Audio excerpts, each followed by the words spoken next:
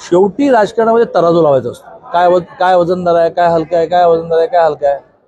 आम्हाला शरद पवारांचा पराभव जास्त वजनदार आहे. ज्यांनी 19 सरकार कोणामुळे गेलं.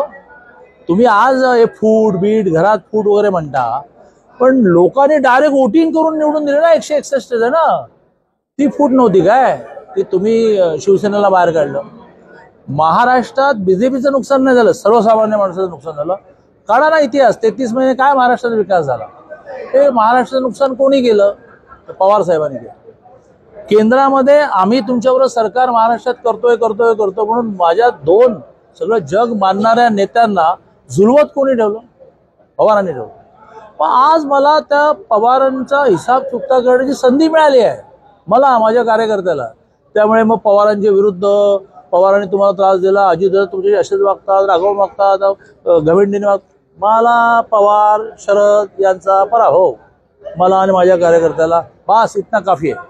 ते जे काही विधान केलेलं होतं त्या विधानात काही अर्थ नव्हता, काही सत्य नव्हतं.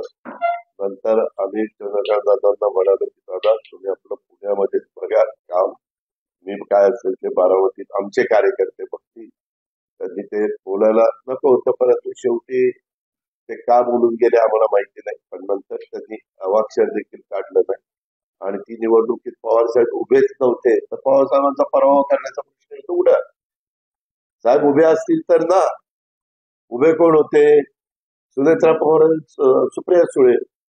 त्याच्यावर पराभव या दोघींच्या पैकी एकाचा होणार आहे ना.